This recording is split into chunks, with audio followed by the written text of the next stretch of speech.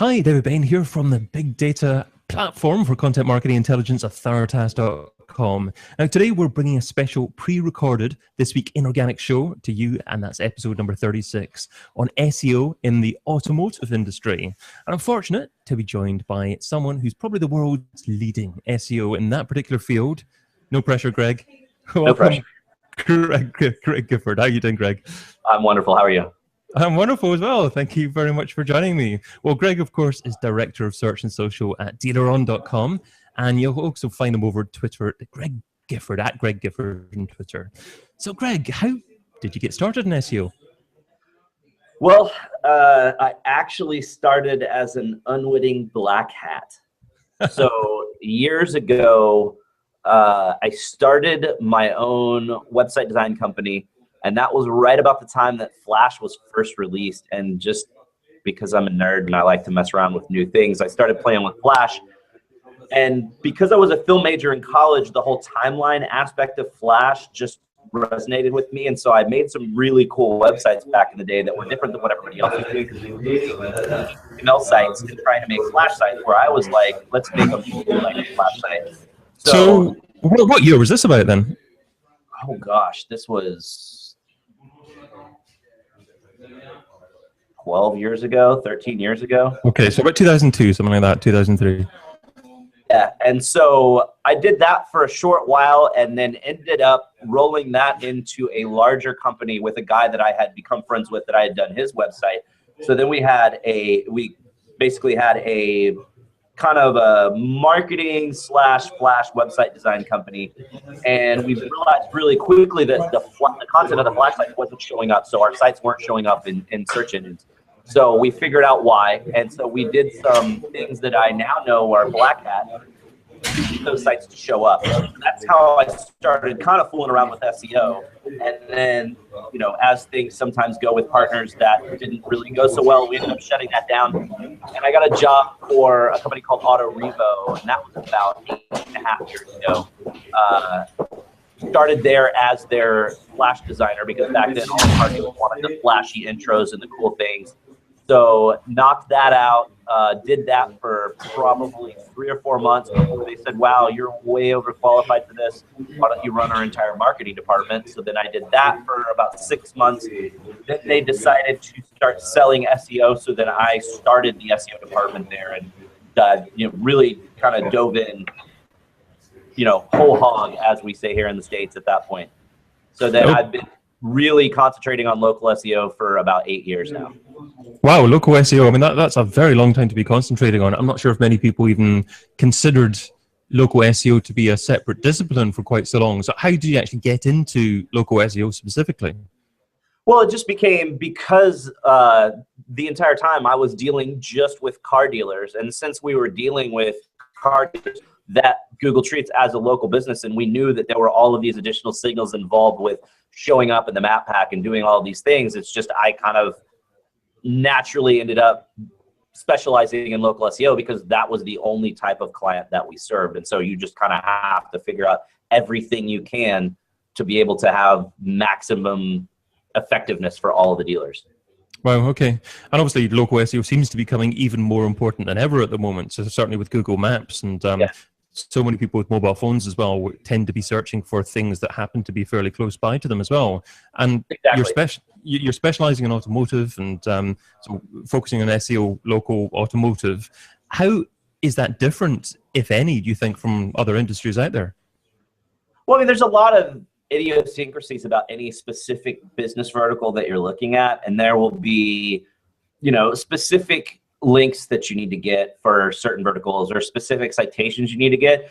But in general, if you're talking local SEO, a lot of what you're doing applies to any industry or any vertical. So the basics of local SEO are all the same. It's just when you get into the nitty-gritty, you're going to have things that you need to do specifically for a dealer that you wouldn't need to do for a doctor or a lawyer.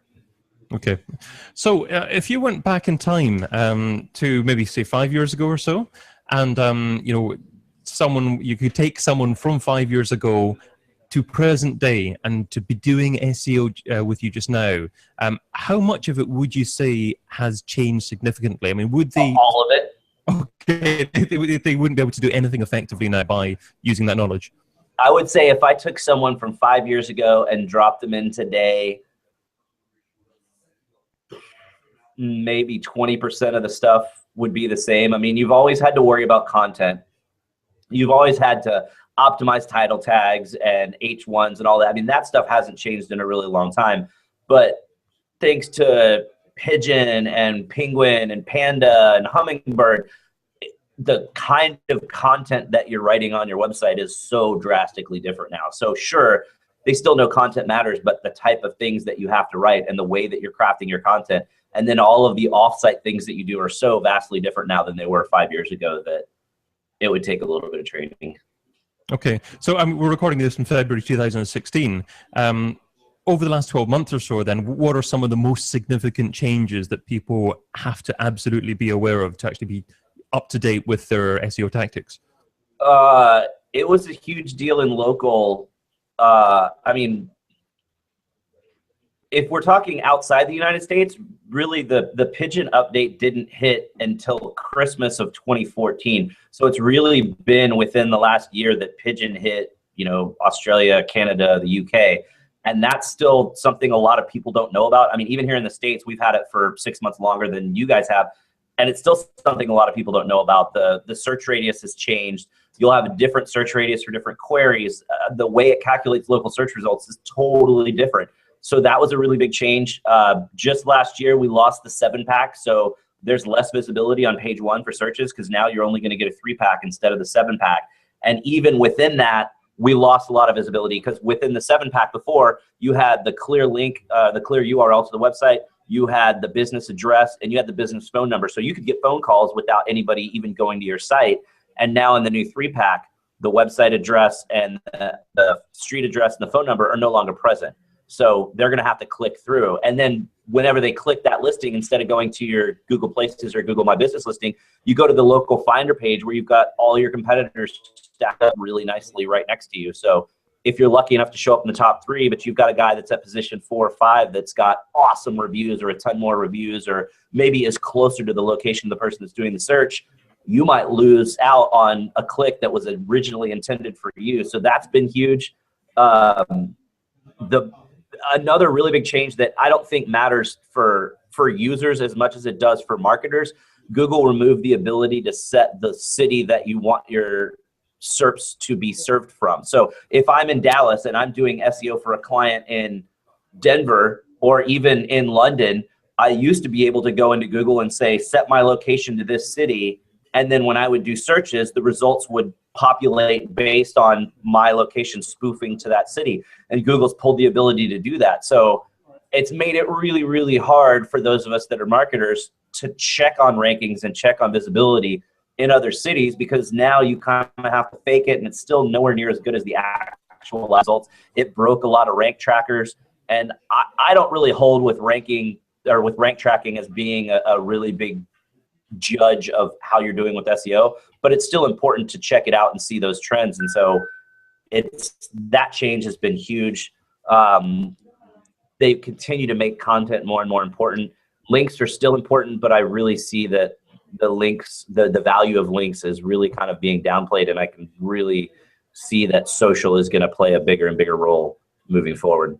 The challenge is that you're giving so many answers that I can probably be delving into a little bit more to one question here. Then it probably means that we're going to have 3 questions for every answer that you produce. So that means that the show will be keeping on getting longer and longer. But no, sorry. I'm sure you'll be keeping on offering so much value. You mentioned 3-pack there. Does that mean that it's absolutely essential to be in the top 3 results locally now if you want to get any significant traffic? Nope.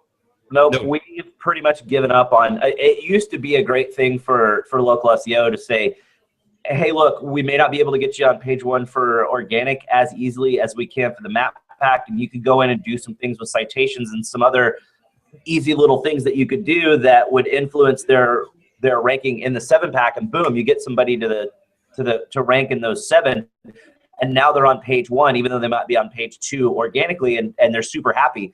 And so many of us that are local SEOs really push the visibility of, hey, you've got to be in the 7-pack, be in that 7-pack, be in that 7-pack. now the 7-pack's gone and it's just the 3. And after the pigeon update, where you pretty much have to be in the city that that person is searching for, it's really hard. And the competition to be in those top 3 is so insane. We've all had to kind of take a step back and kind of pivot and say, well, it's great if we can get you there, and we definitely know the signals that matter, and we can do the things to try to get you there. But competition is so insane. It's silly to try to sell a client on the fact that you can get someone there. So right, okay. Now we've all kind of pivoted, and we're targeting just the organic results on page 1 because it's so hard to get in on those top 3. And what about the map listings themselves? Can that bring any significant levels of traffic at all? It can. If you're smart, you'll put tracking on the link that you have in your Google My Business listing so you can see how many clicks you're getting from that. It just really depends. We see some cities, some bigger cities, where a lot of people will do map searches and pull stuff up. A lot of times in the more rural areas, we don't see that as much. As people tend to switch more to mobile device searches off of desktop searches, I think we'll see it less and less because it's going to become more of the Google Now, Siri, Cortana type of, you're just talking to your device and saying, show me this stuff. And it's not going to be going specifically into Google Maps and doing a search.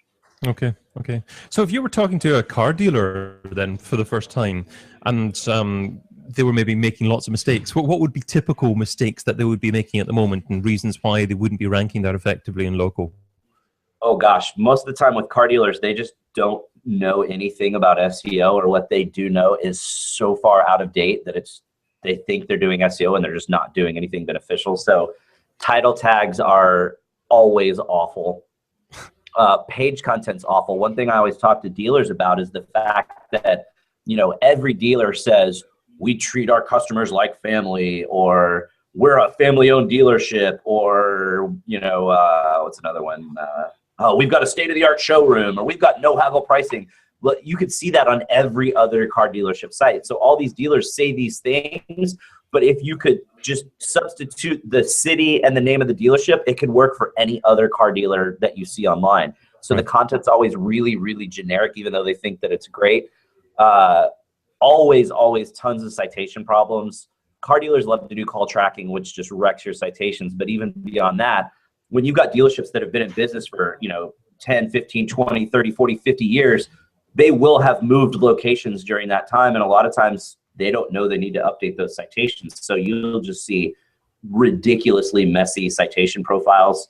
A lot of times they're not doing anything with link building. So we'll come in and say, hey, let's run a link profile, and we'll look, and they'll have like 5 links pointed to their website. So it's just an all-out complete lack of any SEO done ever in the past. So it's what do you mean by call tracking can wreck your citations? So it's really important for local search that your name, address, phone number information is consistent. So anywhere that your business name, address, phone number appears online, it should be the same. So what car dealers love to do is do call tracking so they can track the ROI of their different ad spends in different places. And fine, do that on your print ads and your radio ads. But online, they'll get a bank of 30, 40, 50 phone numbers and put a different phone number on every single site. So they'll have one phone number on AutoTrader, another on Cars.com, another on eBay, another on Craigslist, another on their website, another on Google, another on Yahoo, another on Bing, another on Manta, and just split out all these numbers. So now when Google's looking, it's a different phone number every single time that it's listed with that dealership, and that just wrecks everything. And then they may switch call tracking providers 6 months or a year later and get another bank of 50. And so now you have even more mess out there. So it's really wrecks everything when you use this bank of, 20, 30, 40 numbers to try to track the ROI on calls. And who really cares? All the people that are doing call tracking, they don't really look at their reports. And if they do look at their reports, they're not going to change their marketing plan because 90% of the sites that you're putting these numbers on are free websites. So it's not like you have to worry about changing marketing spend or marketing strategy. So what does it really matter? So does that mean that there isn't a rosy future for call tracking using lots of different numbers? Is there a possibility, a future that involves call tracking but sticking with the one number? Yeah, so some dealers want to do call tracking because they want the recordings of the calls so they can listen to see how customer service is going and what their sales guys are saying and track that sort of thing. And they sometimes do want to track what they're spending on the different sites, but as long as they're doing it with a call tracking number that has a local, it's got to be a local number, so it's not a toll-free number. It needs to be a number that they own, so that they'll have to pay extra for it. But that way, if they decide to leave that call tracking provider and either stop doing call tracking or move to another, they take that same number so they don't have to change all their numbers. And then the final piece is they use the same phone number everywhere. So instead of using a big bank of numbers everywhere, you use that same call tracking number everywhere that your phone number appears. And then typically you're going to have people calling in and saying, hey, I'm calling you about this truck that I saw on AutoTrader, or I saw this car on eBay. Or even if they don't say anything, it's really easy to train your staff to, when someone calls in, hey, I'm calling about this Ford F-150. Okay, cool. Where are you looking at it so I can look at the same thing? Once that person says something, then now the source of that call ends up in the transcript for the call. So it still gets into your tracking analytics and you can still see all of the different attribution. Okay. One thing in relation to citations is schema markup. And there's a lot of different schema market that can be used, but is there schema market that is particularly relevant and has to be used for the automotive industry? Well, a lot of times dealers don't have to worry about it because 99.9% of the time, a dealer is going to be using one of the major website providers for automotive, and that's all going to be baked into the system already. So it's not really anything to have to worry about. Now, every once in a while, we'll run across a dealer that has bought some WordPress plugin and they're doing their own WordPress site, and then they're not going to have the schema baked in. But you definitely want to have the local business schema markup on your NAP information, your name, address, phone number, and there is a auto dealer classification within that local business markup that everybody should for sure be using. And then beyond that, we actually put product markup on the individual vehicle details pages. So that's really cool because in a lot of cities, if you're searching, I don't know one off the top of my head, but let's say you did a search for BMW X5 Dallas, Texas, and if one of our websites has a BMW X5 and is in Dallas and it shows up in the SERPs, we'll actually have review stars and price listing listed on the SERP right there. So it makes that listing stand out. Even if it's not number one, it's visually very appealing because it's got way more information listed in the SERP than the other guys do. So again, that's something that's cool, but you're not going to be able as an individual dealer to go and put that stuff in. It's going to be based on the platform that you're using. Got you, got you. So I looked up your job title before we started, and I saw online as Director of Search and Social at Dealeron. But I'm looking at your lower third here, and it's saying Director of SEO at Dealeron. So what I'm wondering here is whether or not you're heavily involved with pay-per-click, and if you're seeing it as essential for SEOs to actually be highly aware of pay-per-click and actually work in conjunction with paid advertising. So we have a completely separate department that handles the pay-per-click stuff. So I'm not really involved with, AdWords or Bing ads or any of that stuff. Our department actually is going to be the one that handles all of the Facebook and Instagram ads, though, because advertising on the social platform is a completely different ball of wax than running AdWords. So I will be or my department will be heavily involved with the Facebook side of advertising, but the AdWords stuff will be a whole separate thing. But it is important.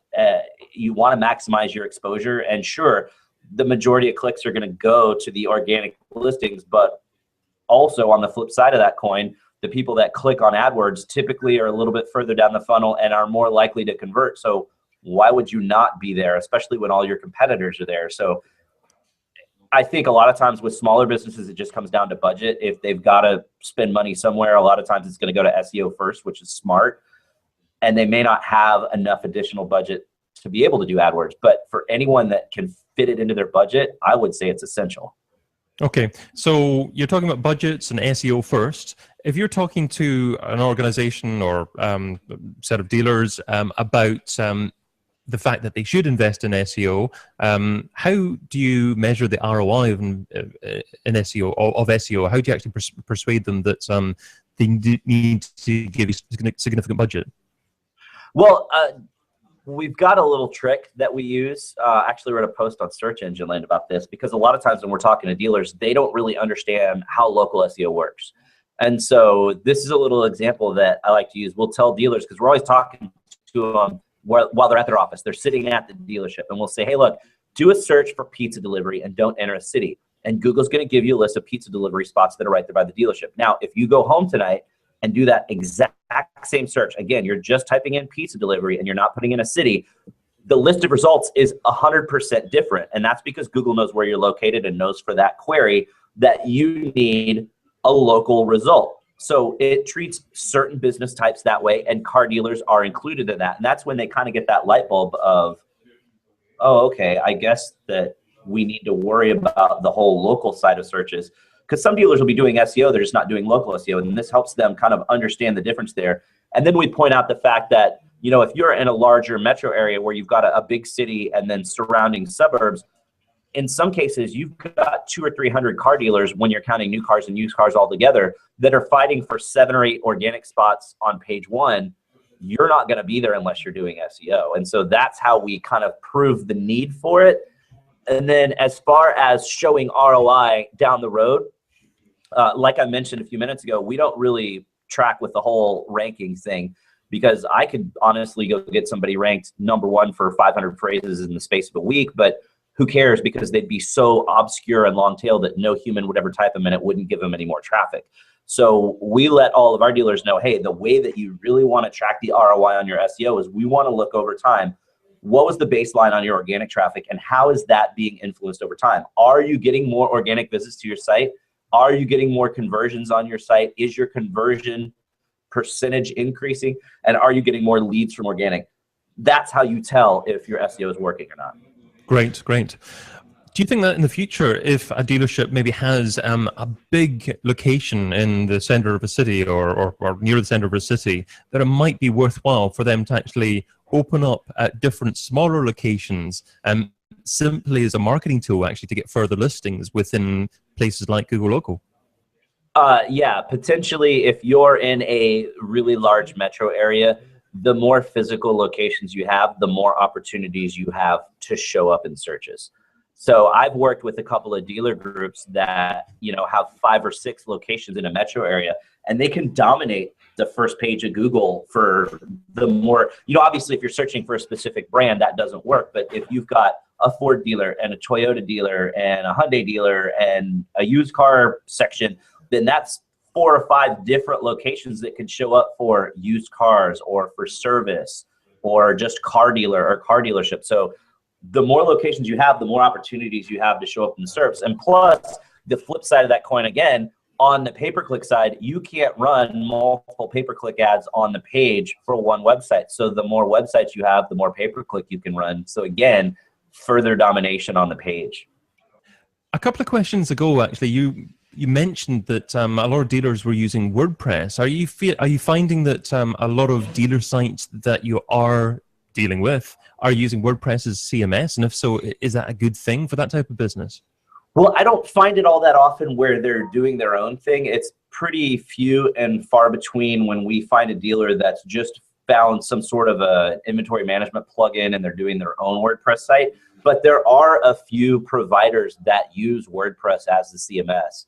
So it's not all over the place, but we're seeing it a little bit more often than we used to. Is it necessarily a good thing or a bad thing, or it's just a thing?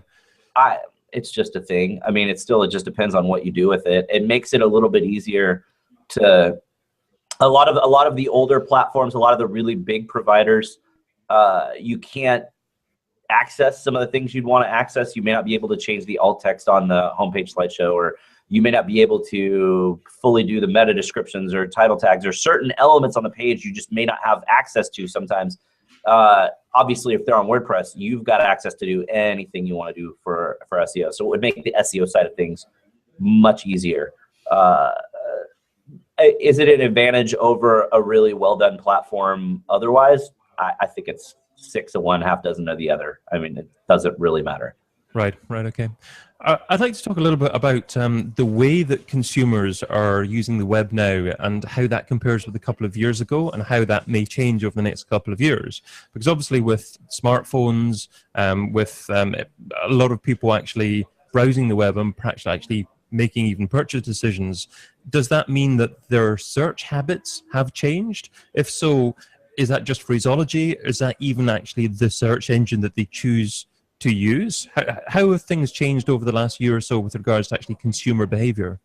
I do think that as people continue to use more of their mobile devices to search, we'll see more of a change in behavior. I think it's still pretty confined to let's go use Google to do things.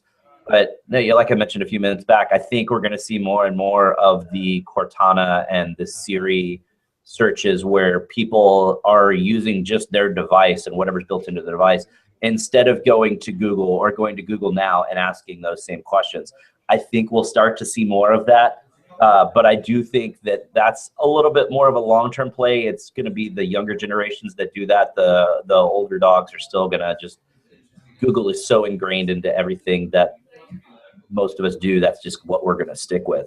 But the results that you get are going to be so personalized. And that's another reason that we talk to dealers about not relying so heavily on rank trackings to prove ROI, because your rank tracking is going to be based on whatever that individual rank tracking program is going to be doing. And that doesn't reflect at all on what the reality is of what consumers are seeing, because you've got personalization for each consumer based on their past history. And then you've got location differences based on if they're searching on their phone, they're going to get a completely different set of results here than they would 2 miles down the road for certain business types. So you can't effectively track what people are going to be seeing on their phones in all these different locations. So just it's really becoming, you've got to just make sure you've got the right content that's going to show up, because you're not really going to be able to track how you're ranking in all these different places anymore. So if people are using Google on their phones to search, are you finding that people in general use slightly different phraseology than they would on a desktop? Yeah, I think we're seeing a lot more of the nearby and near me searches. So you'll say car dealer near me or dry cleaner near me. So we're seeing a lot more of those type searches. And then we're seeing a lot of boneheaded optimization tactics where people are starting to put, instead of used cars, Dallas, Texas, they say used car dealer near me in their title tag, because they're trying to show up for that, which, I mean, you got to give them some credit for at least being forward thinking, but you're killing your optimization on desktop, and it just flat out looks stupid if you've got that title tag on your site because you're trying to show up for mobile searches. Yes, but it strikes as an SEO tactic maybe from 5 to 10 years ago. Right, but yeah, we are seeing a lot more of those near me type searches, because as people are searching on their phone, instead of saying on a desktop, I want to look for this type of business in this city, you're on your phone, I need this type of business close by.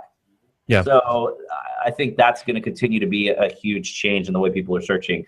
Again, because we're seeing more and more people just completely rely on whatever their mobile device is and not really do as much on desktop. Okay, so you talked about Siri as well and Cortana. So people may be using search on their device directly rather than actually using a search engine like Google. If that's the case, then obviously that search engine may be bringing up results such as pages, sections within an app on their device as well. Right. So we're going to have all of the app deep linking become an even bigger play as we move forward, because now, I mean, even in search results, you can do stuff on Google and it could recommend apps that are on your phone. So it's going to get even more convoluted and more difficult. And it's like I tell, we've been doing a lot of hiring lately, and every time I'm hiring people, I'm talking to them saying, look, the need to have someone manipulate or enhance or optimize the signals related to a business's online presence will always be there. Now, will it always be search engine optimization? Maybe not. 5 years from now, we may not even have Google anymore, and it might be all Siri and Cortana or some new thing that comes out that it's cloud-based, it's on everybody's phone. Who knows what it's going to be? But the need to make sure that your signals, both on your website, on your directory listings, on your links, on your social, on your apps, on all of these different areas of focus, there's always going to be a need for people like us to know what things are important to do in what places to help that business achieve higher visibility. So will it always be SEO? Maybe not, but we'll change the title. We may be changing what we're actually doing, but the general idea of optimizing your presence is always going to be needed. So the job's never going to go away. Okay, so apps are probably going to become more important. Is it important to have your own app if you're a dealer, or is it simply important to optimize your presence within other apps? I think it depends on what the business type is. I think it totally makes sense for e-commerce businesses or even local businesses to have an app.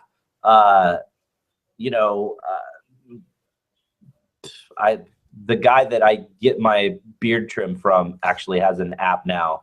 So I can schedule all of my appointments and do that through the app. And it's great and it's super convenient. But for car dealers, maybe they can have an app for you to schedule your service. But even then, you're still only coming in every 3 to 6 months. Do you really want to get an app on your phone and have an extra app that you're rarely opening? Probably not. And we've been doing a ton of talking about beacons lately and all the really awesome things you can do with beacons. And beacons have to be tied to an app. And with car dealers, you're going to have the manufacturer's app. So if I buy a Mercedes, I'm going to download the Mercedes app that's tied to my car. Why would I now download a second app for the dealership that I bought my Mercedes from? It just doesn't really work that way, at least yet.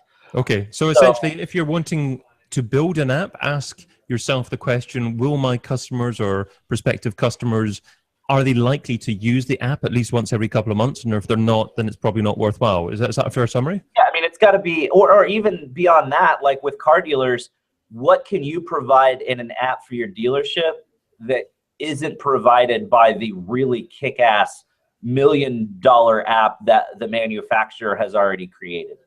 Right, right. Sure. Maybe you could schedule a service, but are you really going to get people to download your app and keep it on the phone and use it? Probably not. But some business types, it definitely makes sense, and it would be a huge opportunity. I mean, look at like the Gap, Old Navy, Macy's, all of these big retailers have their own apps, and it makes sense for them to have it based on the behavior of the customers for that business vertical. Right. So one type of business that we haven't discussed that I struggle in my head to actually understand how they can take advantage of local SEO is national magazines and websites that actually sell cars but perhaps don't have a physical location. Are they going to lose out when more and more people turn to Google Local to find local dealerships, or is there a good SEO opportunity for these types of businesses as well? There's still opportunity there, because with that pigeon update that happened, in the US in mid-2014, and for everybody else, the end of that year, directory sites are really heavily favored. So we'll see a lot of the autotrader.com or, autotrader.co.uk, whatever you guys have for the URL over there. We see a lot of the auto traders and the Craigslist and the eBays showing up in these local searches, because if you do your SEO correctly on these big, massive directory sites, then you will show up in local searches, and there still is a play there for you. But you've got to have the right content and the right product and the right technical SEO done on your website to be able to show up there. Okay.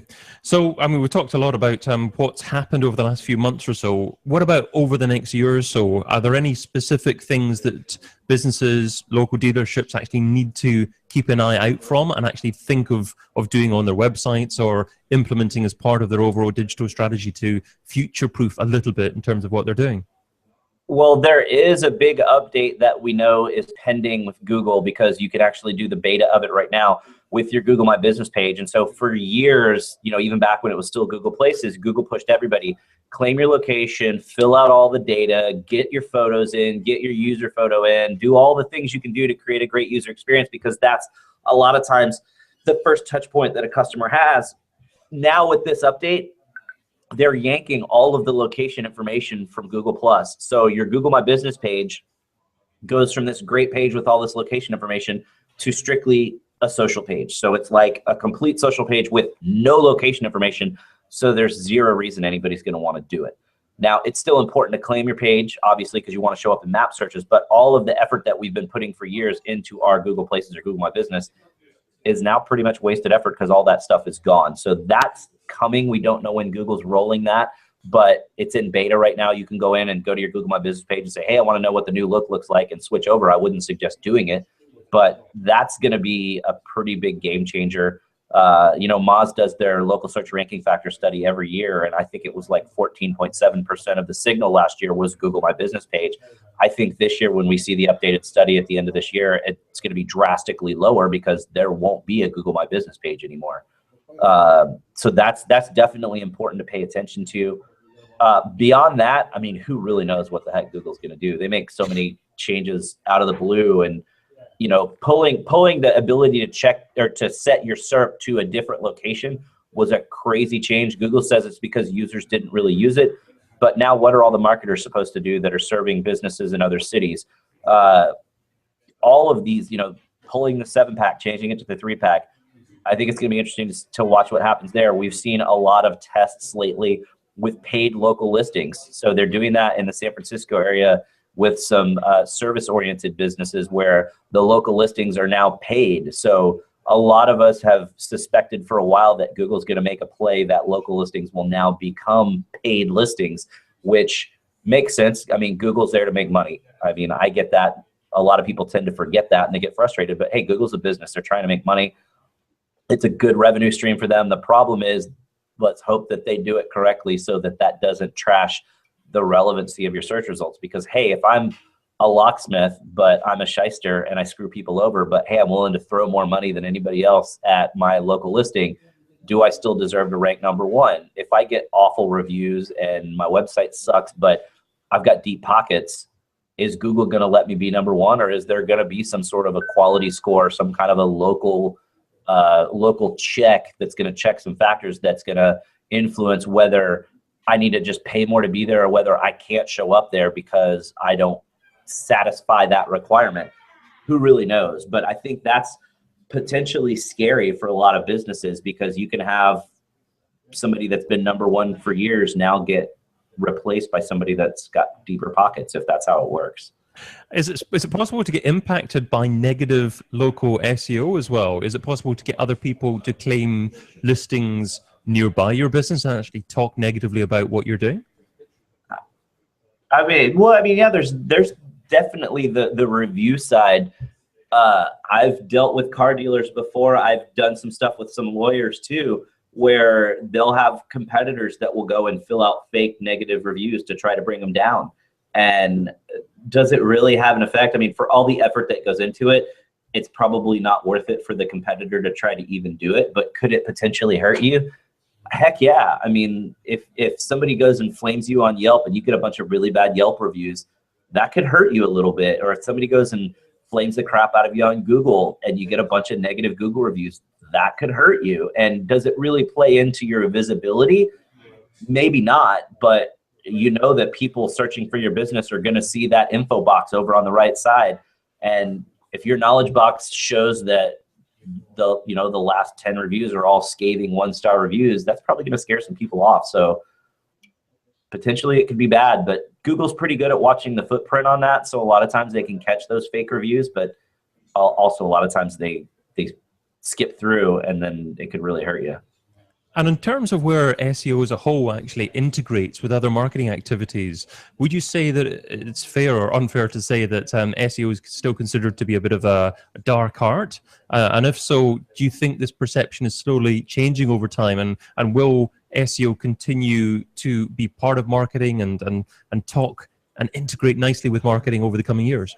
I do see that it's getting a better public perception. I think in the past there have been a lot of people that said they did SEO that didn't really do SEO and took a lot of people's money and gave people a bad taste in their mouth.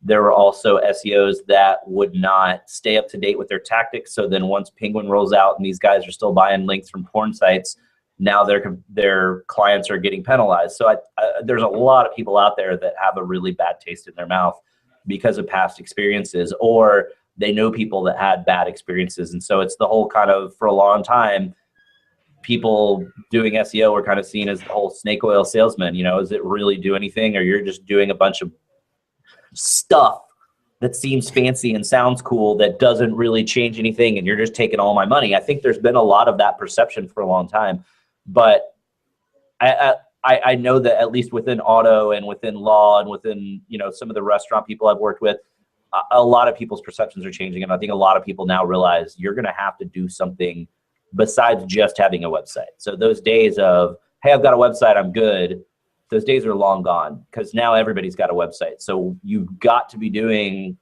SEO and hopefully some PPC and, you know, some Facebook and Instagram advertising, anything you can do to grab whatever local visibility you can, because if you're not doing it, your competitors are.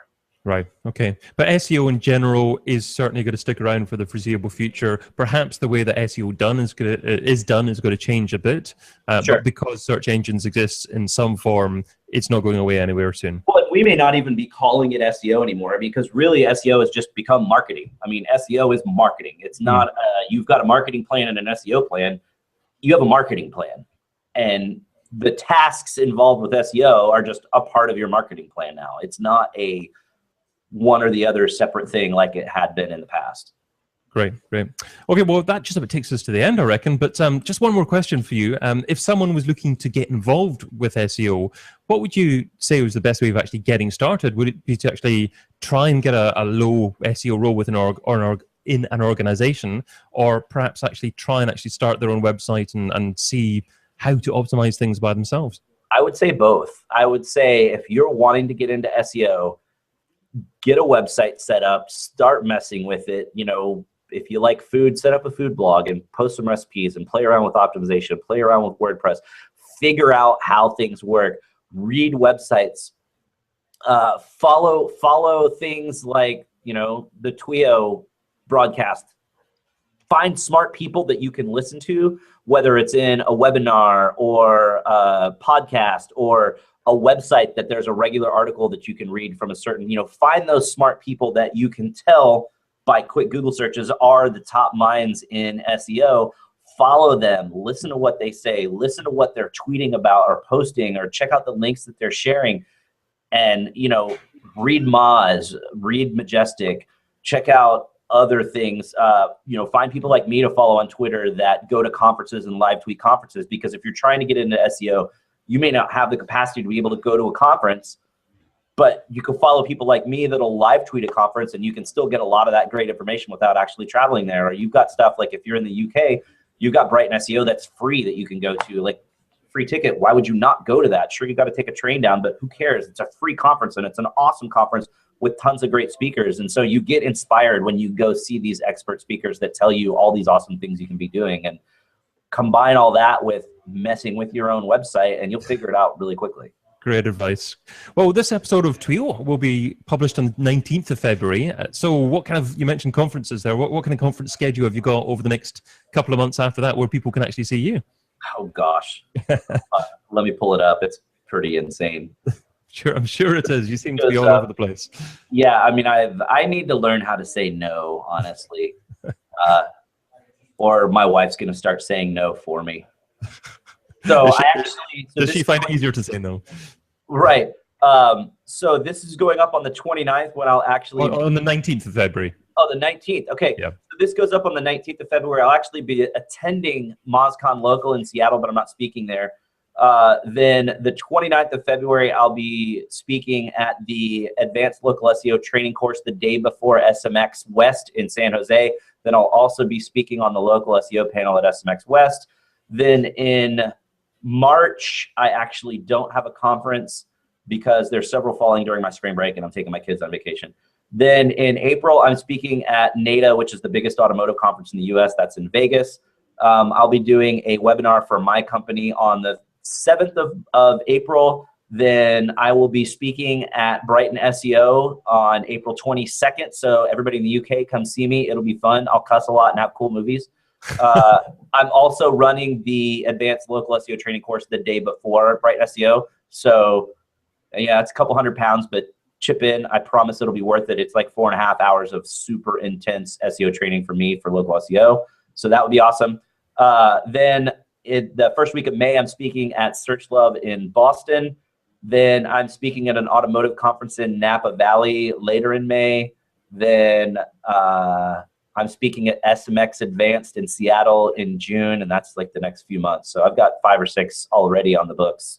Greg is coming somewhere near you, everyone. No excuse at all. You've got to go and see him live at all, because that was just a great little taster of obviously all your knowledge. But I'm sure you've got so much more to share, Greg. And you've given us a lot of great time already. Of course, people can find you over at dealeron.com and at Greg Gifford on Twitter. Is there any other contact details worth mentioning? Yeah, I mean, if anybody has any specific questions, they can email me at ggifford@dealeron.com.